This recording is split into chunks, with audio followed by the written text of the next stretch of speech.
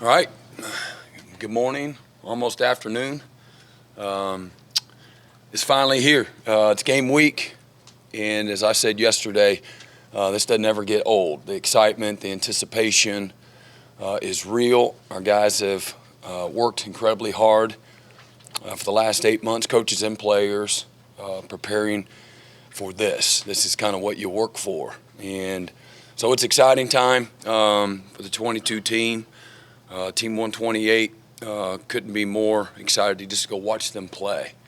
It's that time to go play somebody else, to go compete, and kind of see where we're at. So got UTEP coming in here, as we've said all along as well. It's about us, and a veteran team's coming in here from El Paso, but I really want to see our guys compete, to the standards of Oklahoma football, with uncommon effort and toughness and discipline, physicality, to play the game the right way in all three phases. Excited to see a bunch of young guys we have. I believe it's over 50% of our roster's never been in a Sooner football game, so that's exciting to us. I know there's been a bunch of freshman guys that just got here that are in that two deep as well. But from the transfers and the freshmen, and then guys that maybe have been here in the past prior to January that haven't been in a game as well. So that's exciting to me to get an opportunity to mold them and shape them and see them go compete for the first time out here in this stadium is a really neat thing to be a part of. But I'm going to open it up for questions. I know you'll have plenty of UTEP questions, so I don't want to be redundant. I'll answer those when y'all ask. We'll start with Eric Bailey. Brent, I'm going to ask you, a lot of fans remember you from your times here with Mike. It's your passion and energy on the sidelines. We saw that at Clemson as well. When you look back at your coaching career, when did that begin? How did that start? Has that always just been you? I was that way as a player. I think that's you got to find a way to create value for yourself, and I wasn't the most talented, so I just did it with effort and attitude, and just always try to go above and beyond when it comes to emotion and passion and intensity. Jim Levitt at Kansas State, my linebacker coach, was a very passionate football coach, and he demanded that from us as players, and so he really nurtured that and promoted that. And that's always who I've been. And when you love what you do, I think that shows. And so for me, that was the way I was as a player and as a coach. I think it comes from a thankfulness, having gratitude for whatever opportunity that you have as well. So passion is genuine love for what I do, and again, just having a thankfulness. I think is what you see as well. And when it comes to the coaching aspect, I never have wanted to let my players down, ever. And so some of that focused intensity it's for them. And then the colleagues that I work with as well, trying to deliver, on my responsibilities. And I'm just, from an expression standpoint, I'm just very outwardly in my passions, and so I don't apologize for it. It's not for everyone, and but that's who I am. So that's who I've been since I've been here. With my guys, honest, open, transparent, enthusiastic, passionate, and again, make no apologies for that. Thanks, Brent. Ryan Aber. Yeah, Brent, over the last few years, it seems like attitudes toward smaller quarterbacks have changed a little bit and become more accepting. How have you seen that evolve since you began coaching, and why do you think that is? Well, I think whoever, Doug Flutie was that guy way back in the day, but somewhere along the line, I think collegiately, the smaller, whether it was Johnny Manziel or the guys that maybe weren't, tall in stature in the pocket, started having incredible success. Obviously, guys that don't, have a lot of length. They're probably more of a dual threat, and they've had incredible success. So people have become more accepting of that from a recruiting standpoint, looking for that, guys that have all the intangibles, that know how to win, that, again, throw with anticipation. They're accurate. They can extend plays, keep their eyes down the field, tough to handle. And the better teams that have struggled against quarterbacks like that have probably promoted the idea that, okay, maybe it's okay to not go look, for the prototypical, measurables. What is it about Dylan specifically? Ticked off some of those traits, but Again, for me, as a defensive coach, the ones that they're incredibly accurate. That's a gift. You can get better, but accuracy is to me is a natural trait. Again, I coach linebackers, so there might be 1,000 quarterback coaches tell me I'm crazy. So, but I think accuracy is an instinctive thing. It's a natural gift. Throwing with anticipation and creating opportunities for guys, but throwing in the windows where they're going to open before they open. And then all the intangibles from a toughness, decision making, ball security. Some guys are just loose with the ball naturally, and then there's other guys that they always know how to fall. They always know how to throw it away. They always know when they can take their chances and when they don't. So Dylan has a lot of intangibles that you certainly promote and try to nurture, but they also come very natural for him. Great pocket presence and awareness, can extend plays. He's one of the unique quarterbacks that he can certainly run with it and move the chains and frustrate a defense, but he also keeps his eyes down the field. And, you can go down a list of them, the quarterbacks that you have faced in the past that, all right, this guy was a scrambler to run, this guy was a scrambler to pass. Vince Young, you didn't ever want to cover everybody because then he'd make you pay, and I'd much rather him throw the ball. He was a good thrower too, but once he gets loose, it's a wrap. So, but Dylan's a guy that can do both, and then he's got a humility and a competitiveness that shows up every single day, and so from a leadership standpoint, those are all great qualities to have in your locker room, and as we all know, that doesn't always happen that way, and so we're proud of Dylan. And the way he's led us and got us to our opener here. I'm thankful that he believed in us. We had a very literally minutes away from for him to have to make a decision without him visiting. We did a Zoom call. It was a kind of a pressure-filled Zoom call, and he had to make the call. And just thankful that he did. Appreciate it. Come to the side, Jesse Crittenden. Hey, Brent. I wanted to ask you about your defensive ends. Ethan Downs talked to us yesterday about how he's comfortable that anybody in that room could get in the game and have success. Just what have you seen from them in the last few weeks, and how do you feel about the position group heading into the weekend? I like their mindset. I like that we've got good length to us there. Learning how to play physical.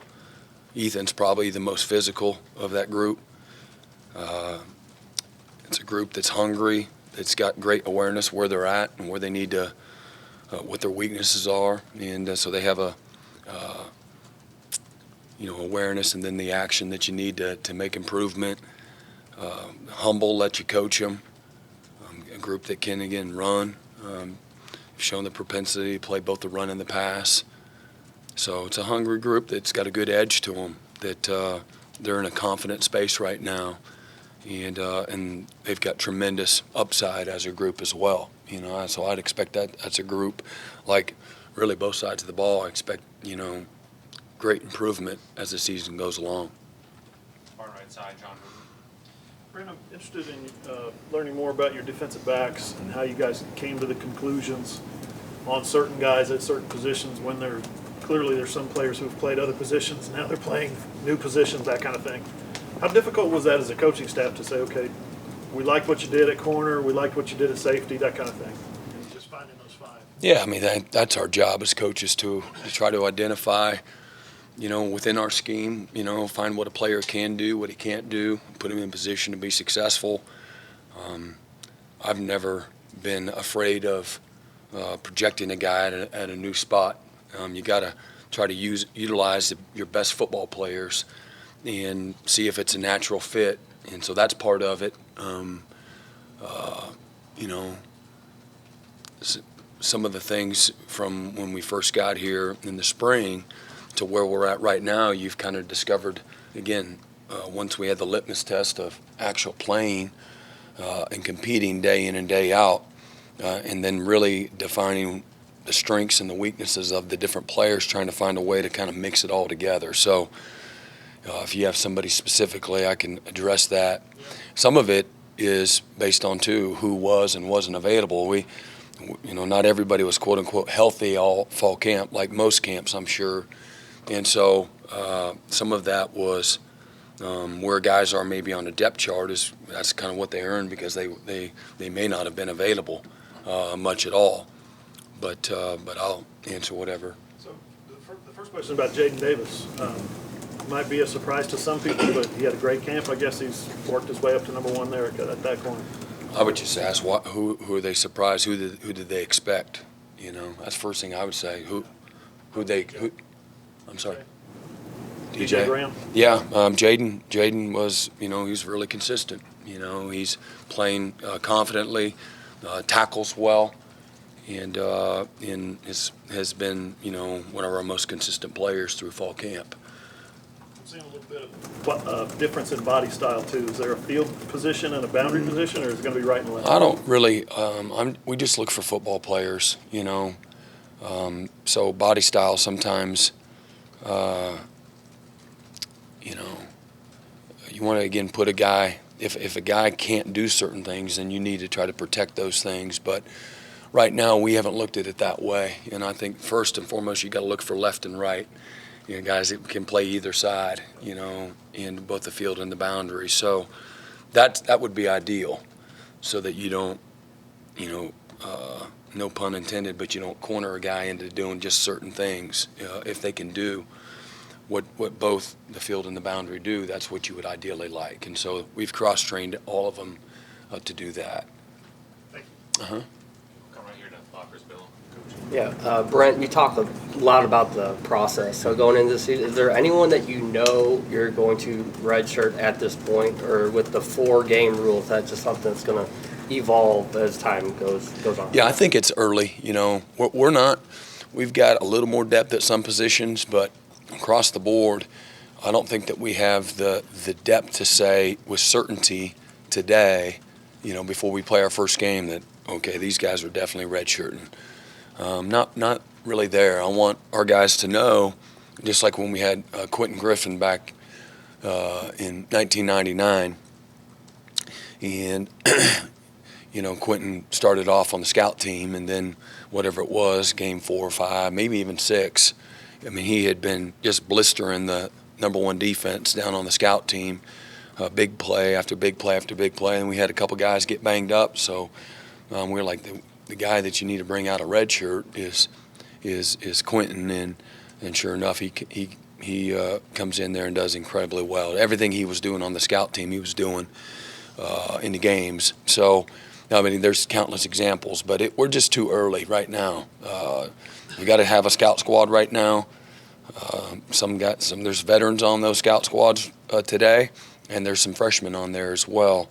And but like I've challenged all of them, you have an opportunity to change your, where you're at and what your opportunities are in regards to the team by how you practice every day. You're certainly not going to get out of there, come off the scout team if you're moping around, and wasting your opportunity to get better every day. So that's a long-winded way to say that we're not there yet.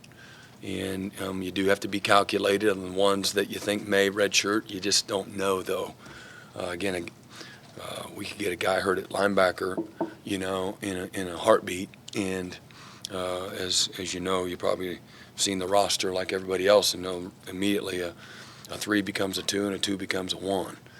So that's part of the reason why we tried to cross-train some guys as well to create depth at a few positions that we don't feel that we have great depth.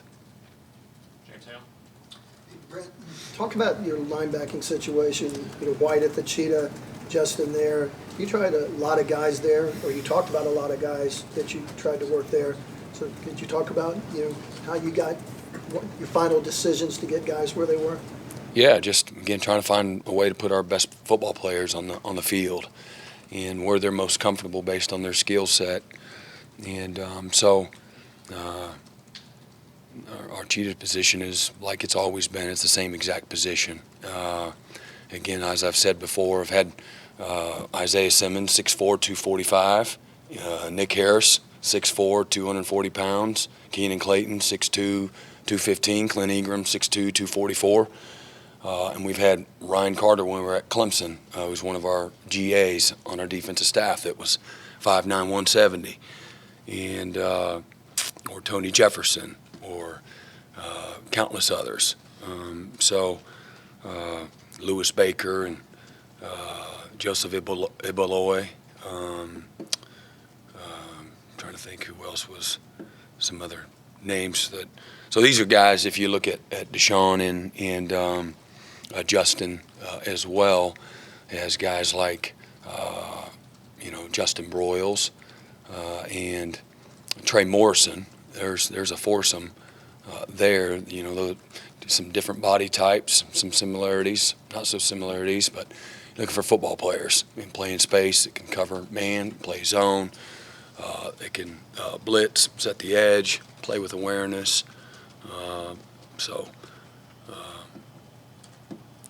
You want to be able to keep guys out there without getting to a sub package, and not have to protect a bunch of weaknesses, things that they can't do, that aligns with your game plan. So that's kind of how we got to whatever we got. Trying to find ways for your best football players to get on the field, and those aren't the only positions. All four of those guys play multiple positions, and Trey Morrison started 44 games as, a safety and a Cheetah, both, but played a lot of safety. Justin Broyles has played everywhere as well, and then Deshaun has played multiple linebacker positions. Who else got a Cheetah question? Anybody else got to get Cheetah off their chest? Huh? Seems to be a pretty popular question, concern, or confusion. Now it's like confusion. We're not confused, but I want to clear the air. Anyone? I have no Cheetah question. Sorry, Brent. I actually wanted to ask you, 8 months on the job, I'm sure there's a lot of things you could say. I'm proud of the way I did this as a first-time head coach. But what are the things that you'd like to do better moving forward as a head coach? What do you feel like you need to get better at as the head coach of this program? Just be patient. I'm not naturally a patient person, and so I got to talk to myself instead of listen to myself, like probably most of us in whatever those spaces are. That's probably my number one thing. Things can never happen fast enough for me, but I can't show frustration through that. I can certainly be anxious, but I need to always be aware that, how I do what I do matters too. And so whether that's dealing with fans or administration or media or players or coaches, I gotta do a good job of setting the tone. And patience is something that I'm not great at. So there's one. If you keep asking, you might find out like 9 other weaknesses, but that's probably my number one thing. Second row, if you're anything. Brent, do you think you have a pretty good idea of what game day is going to be like? Have you reached out to Dabo, Bob, or Coach Snyder to get a sense of what you're up against, just in terms of the game day responsibilities, that kind of stuff? Yeah, I have visited with not all of them, but I have visited, not in the last couple of days, but in the past. And of course, I got Matt Wells on staff, that's been a head coach, and so that's one of the reasons, amongst others, that we, like the idea of bringing him on board. He could help. It's another. You surround yourself with experience and wisdom, and always willing to learn.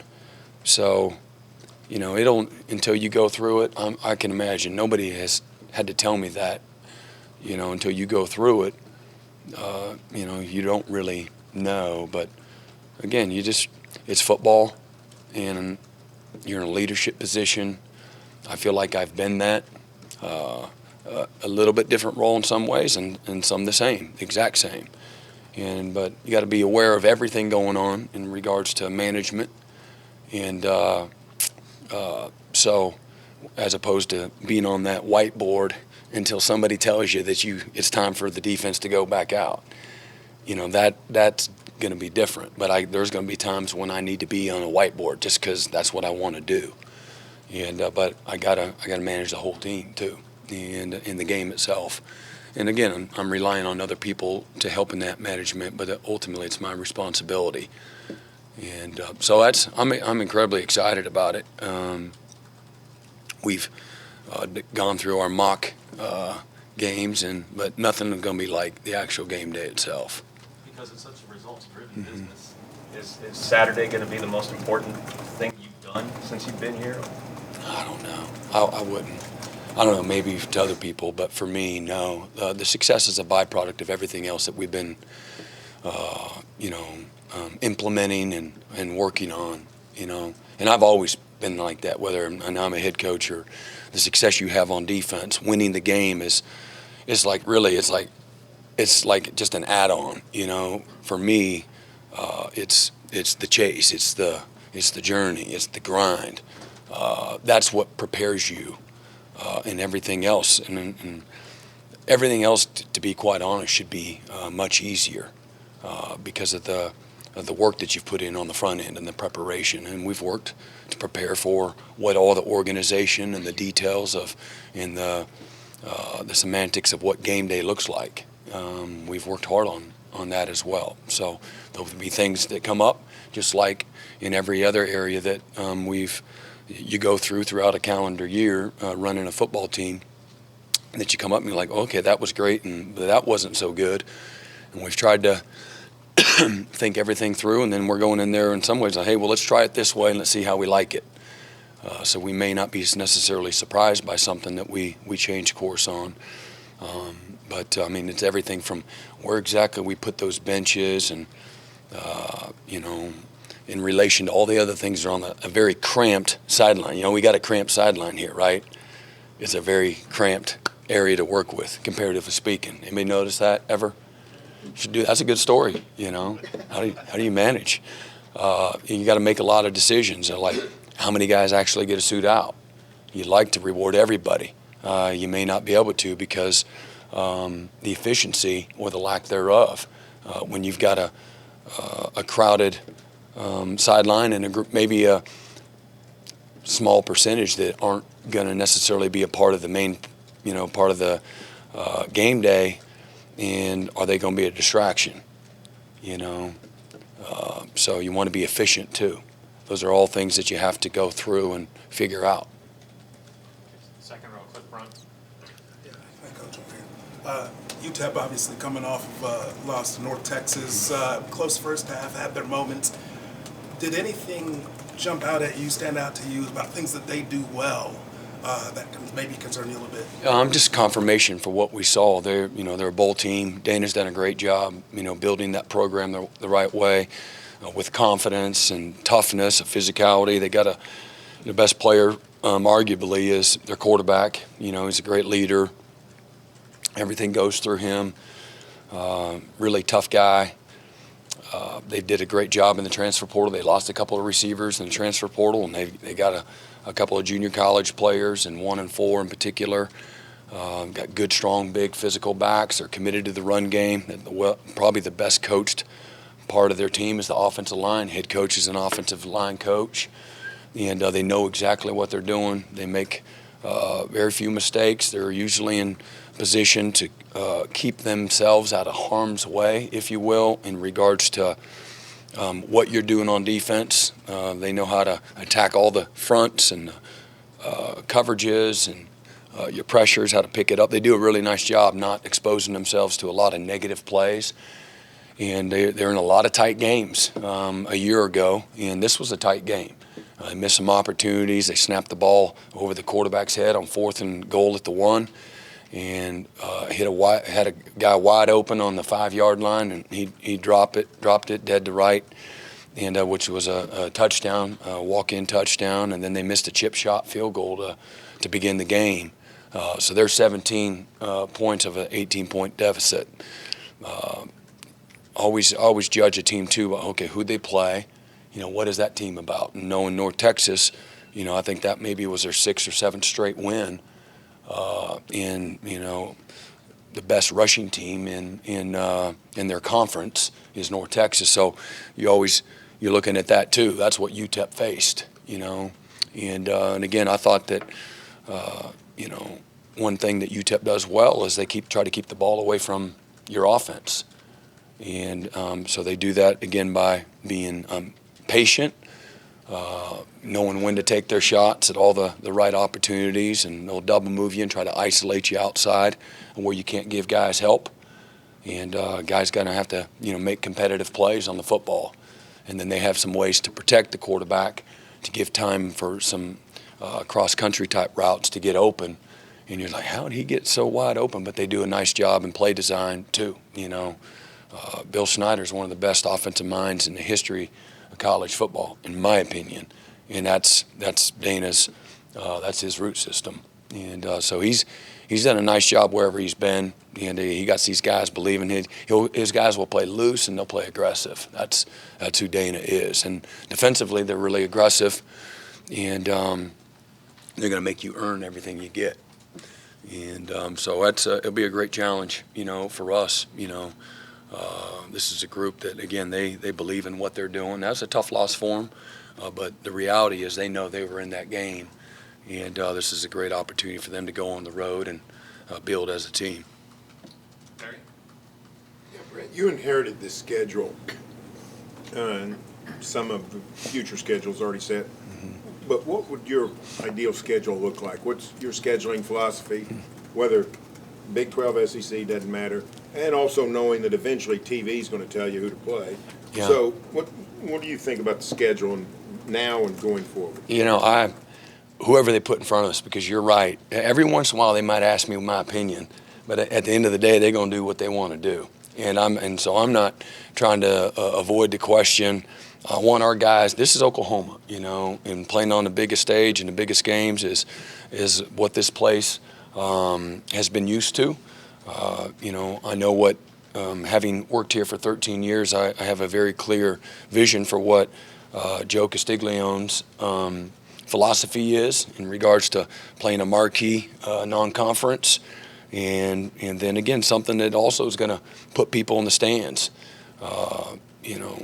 from a non-conference standpoint, and so whatever his philosophy is, I'm in full support. I try to control the controllables, and our job is to get our team ready to play. And to me, I want to be inside out as a program. And so whoever it is, again, it's still about us. And we need to play the best version of us every week. That's what it's all about. And not play to an opponent. And again, as I said before, not whether it's a home venue or it's on the road or it's, again, the uniforms, the time of the day, the temperature, this point spread, all those things, none of that matters. It's got to be about us. And so I really don't spend any time when it comes to that. I've had some sit downs with Joe, and then moving forward, there's things that are here in the next few years that'll be in our future. And but I love big games. If you look at the track record, and nobody asked me what I thought at Clemson, but Clemson would open up with a marquee team many years, whether it was Auburn or Georgia, somebody like that, somebody on the first few games, and I think that's great for the fans, great for the players and the team. I think it creates an excitement with anticipation, getting looking forward to the season. They're going to be excited anyway, but when you put whoever it is, in the past we've had a Oregon or a UCLA or a Ohio State or a Washington, those types of teams. Those are marquee names that everybody's going to be excited about. Over this side, Brandon Drum. Yeah, can you talk about just the growth and just your overall confidence in the offense and defensive line heading into the season? Yeah, I feel really good about both of those groups, and again, my expectation is that we're going to continue to get better as the season goes along. But I've seen trust and chemistry, and guys like each other. I think that's important. Cohesion and confidence, aggressiveness, physicality, all those things. We've had a gazillion inside periods against each other. That's when the receivers, it's kind of 9 on 9 there most of the time, and get a chance to see fundamentally and physicality. Those things are really isolated in the run game, and that's where it all starts. And then from a protection standpoint and a pass rush standpoint, we're protecting the quarterback has been really good, what I've seen all fall camp, and still working on developing as a front four in regards to rushing and passer. But we got some guys that can do it, and again, anticipate them improving as the season goes along. You feel good about the depth? I think we got good quality depth. We have comparable players playing next to each other. I don't think it's just a huge drop off with that second group of players across the board, both sides of the ball. Brian, I'm going to ask about one of your guys at the cheetah position, but not about the position itself. Justin Harrington, you've spoken about the work he's done on the field since the spring to now, but as far as the conversations you had with him when he returned to the program and the progress you've seen from him as a member of this program, what has that been in the time since? Well, I asked him to come back with humility and expecting nothing, and to be about the work. That's the way that I encouraged him to earn the trust and respect of his teammates, and he's done that. He's over-delivered in that regard. He's got a can-do attitude. He's been high energy. He can run all day. He's got great endurance. He's got a good skill set. He's aggressive. He can run. He's got good length. He's hungry and eager for his opportunity. And so there's just refinement, that, he's having to learn. And where we have him playing, he was a corner. So learning, all the intricacies of the variety of positions that we've given him. And again, he's done really remarkably well. But there's still some refinement there. But he's been great again, and even he wasn't listed as a starter. You don't hear anything from him, and his family's reached out a couple different times and just to thank us, which is just refreshing. There's no quote unquote expectation, and so that's fun to deal with too when you got humble people that you're working with. And again, the guy was a highly recruited guy, is my understanding. And so he's been good. Time for a couple more. Let's go to Justin Martinez. Hey, Brent, from talking to players yesterday, there were guys saying that they especially want to play well this week because it is the start of the Brent Venables era. And I'm sure you don't want to make it about yourself, but you talked about buy-in. I mean, I got to imagine that's good to hear that guys are rallying behind you. Yeah, and again, I've been proud of our guys. They've, have worked incredibly hard since the moment we got here. Been no pushback. Our guys are anxious and eager to learn and grow and get better, improve. We've got a bunch of humble, hard-working, tough guys that have responded, again, since the moment our staff has gotten here. And again, as I've said before, that's an interesting, dynamic. This is a team that's won a lot in 7 straight years of finishing in the top 10 in the country. Have had great success. We had a down year last year. How many games did we win last year? We won 11 games last year. It was a down year, right? And so they could be, hey, man, we've been doing this. Why are we changing things up? And whatever we've done, we've been open and honest and very communicative. I think that's how you build trust and you build connection. So nobody's surprised. Here's why we're doing this. I want to lay it out there for you. Nobody has to ask because I'm out in front of it that way. But, that's great. But at the end of the day, this is their team. This is going to be about, certainly there's responsibility lies at my feet. But at the end of the day, for the players, they need to play for each other, for the privilege that it is to play, and again, play and compete to a standard that we've very clearly established. And if they do that with intent, it doesn't mean they're going to be perfect, but if they do that with everything they got, then we'll be the kind of team that we want to be at the end of the year. Time for last one. I'm just curious now that you've kind of seen culture play out over the offseason and fall camp, and I'm sure it might not be quite what you want it to be yet, but when you kind of look at the culture and the identity you're trying to foster at OU, what do you hope that looks like both on the offensive and defensive side of the ball? Yeah, and I think the culture is the soul of everything that we do. And again, it's a culture of effort, uncommon effort, accountability and discipline, toughness, selfless. I think this will be for us to have the kind of season we want, it's got to be about sacrifice. It's going to be a season of sacrifice. And so all of those things, I could continue to go on, but foundationally, that's what it's about. It's relationship driven. It's trust. It's truly a brotherhood. But it's having that selfless, attitude. What's best for the team. Very team-centered, and so we've worked hard at trying to connect all those different areas, and again, demand some of those habits. What those things look like. Our guys are not going to be surprised if somebody catches a touchdown, they go spike the ball. They know exactly what's getting ready to happen. They know what that intimately looks like. What the repercussions of something like that are. I don't expect that to happen, but we've created a lot of accountability, and there'll be a lot of other things that happen during the course of a season that, again, you have to respond to. But that's what it'll, look like. Thank you, Coach. Thanks, Brent. Is that it? All right. Thanks for listening. See you. Brent Venables, press